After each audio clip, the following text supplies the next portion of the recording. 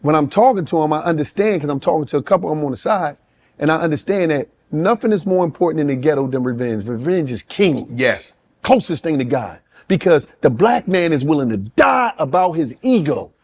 The ego killed more black men than any other disease. Nothing killed black men more than the ego. That ego of, you hit me, Shannon, people saw it, I can't let you go. You got to die about this shit. And my mama raised me, so I grew up soft. I ain't had no structure of no father there, so I'm just emotional. So when I'm in there, I'm telling them, it was emotional for me because I'm letting them know, the man that killed my brother, I forgave him. Am I a coward? Am I a punk? Well, I don't know what that shit mean, but I knew that forgiving him mean that I was willing to live for my brother in an environment where we celebrate dying for somebody. I said, no, I'm gonna live for my brother, my grandma, my brother, kids, my mama. I'm gonna live for them because don't nobody talk about that. But I know that, I'm gonna just be straight up. I know that I'm not built to die right now because I know it's more things that I gotta do, and I know I got a responsibility. That was my older brother. You think what I'm saying? So It's like, I got to step up. I got to be a man. So I got to think as a man would think, not as a street would think. What's up, y'all? Welcome to the DeMarkco effect, where you get the full effect of me.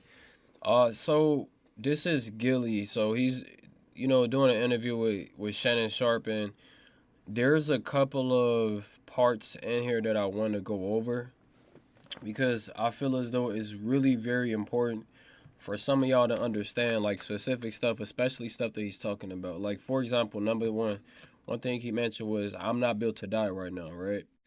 So his brother got killed, and he said he forgave the person that killed his brother because he wanted to live life. Because one thing people have to understand is, when you lose somebody in your family, and I've had debates and conversations with somebody, and they asked me personally, it was like, okay, if somebody killed your brother, what would you do? And I said, well, it depends. What did my brother do to get killed? Was my brother gang banging? Was he a person of just running wild and just doing stuff to people? Was it a reason behind it? I'm like, no, your brother just randomly got killed, and what are you gonna do about it? And I was like, okay, what I would do is nothing. He's like, so you wouldn't retaliate and try to find the person that killed your brother? And I'm like, for what? Like, seriously, what's the reason? Why am I, as a person, my brother get killed, I'm going to go out and I'm going to try to find the person that killed my brother to retaliate for what? For some revenge that don't mean shit to me? Because all that's going to do is make me not live my life a godly way anymore. Once you take a soul and once you take somebody's life away from them, you acting like you think that you God. You trying to play God. That's not something that people need to get too used to, that type of feeling. Well, we going to watch at least a couple of more minutes of this, because this is something that I looked over, and I think it's very, very important for some of y'all to learn some of these lessons. Especially some of the people my age. You might be 23 years old or 20. Y'all need to listen. That would die about his ego and leave his babies, leave his mama, tear down the community about the ego. My ego wasn't built like that. I wasn't that strong to have that type of ego. I wasn't cut like that.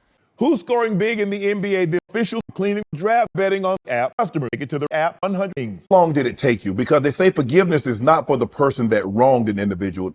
The forgiveness is for the person that's been wronged. May came to see me. So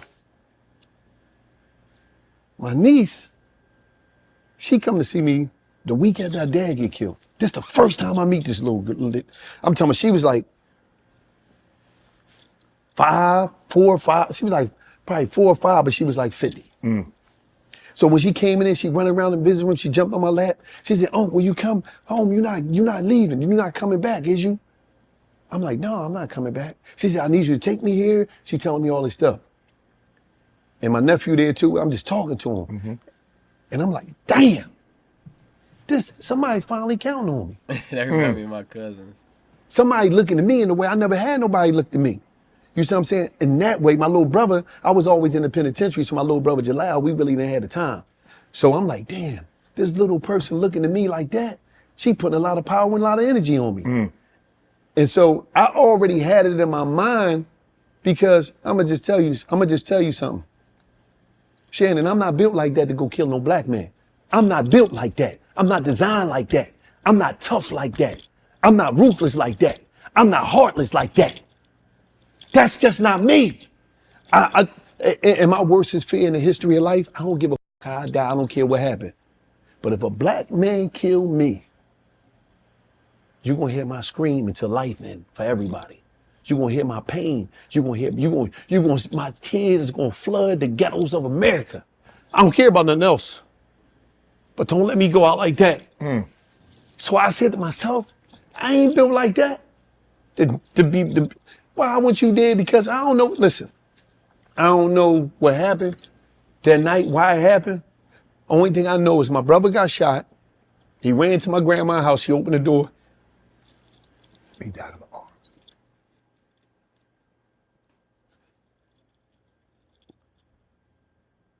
I ain't built like that to see nobody else go out like that. I ain't built like that. I ain't cut like that, Shannon.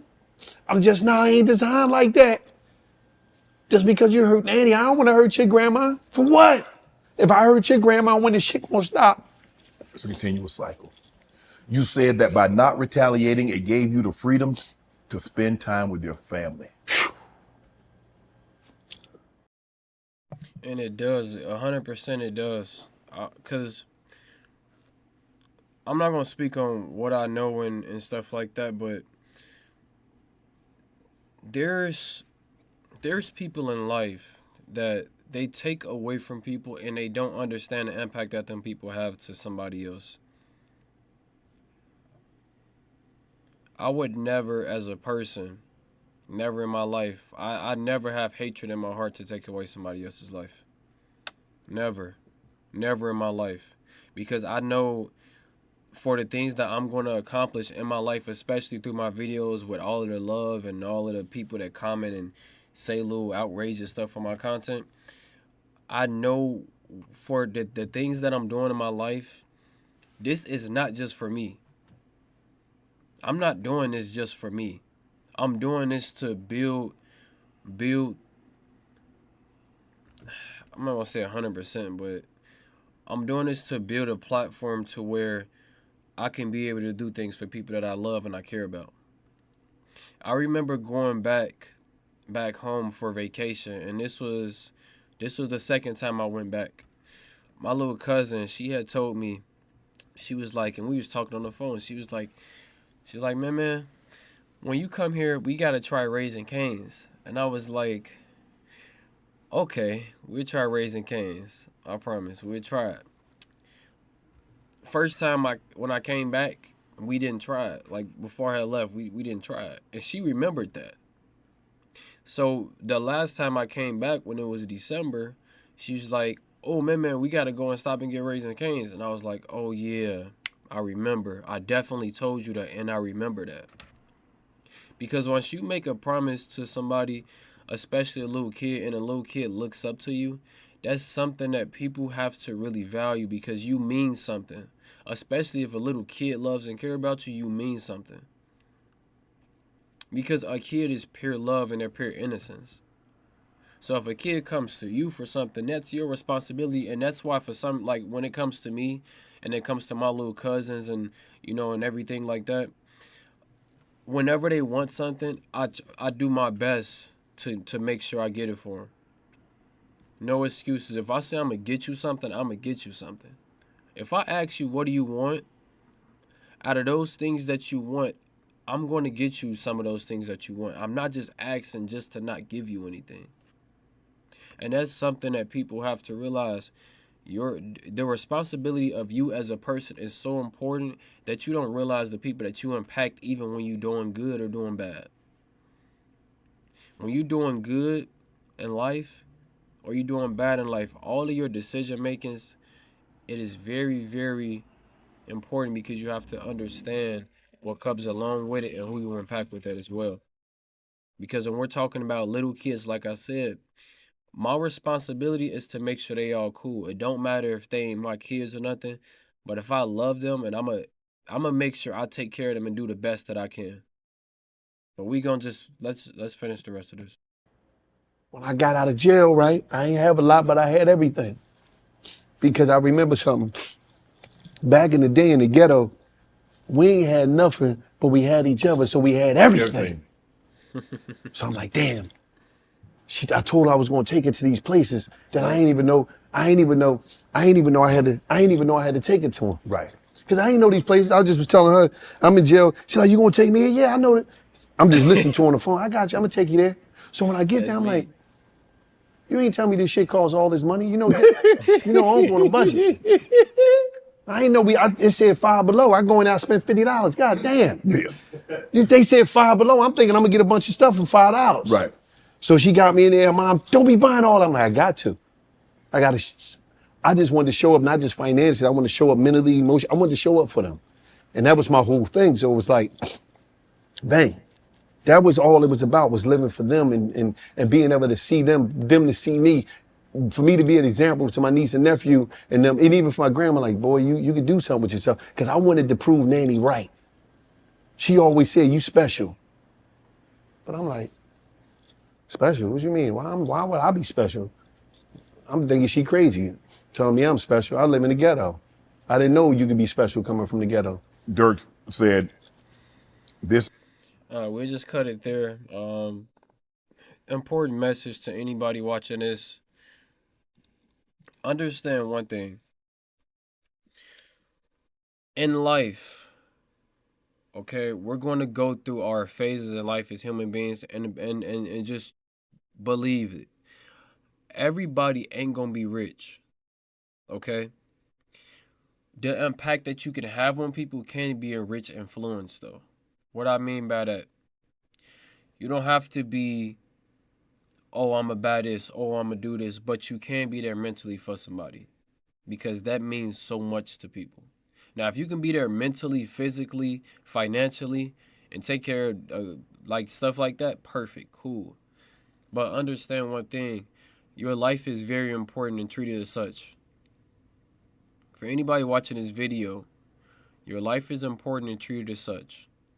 Okay, other than that, make sure to leave a like for the algorithm.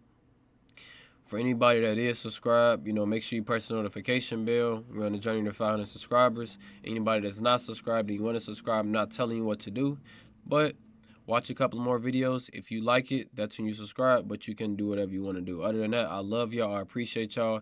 Have a good evening, good day, good night, good morning, wherever y'all at, and I'll see y'all.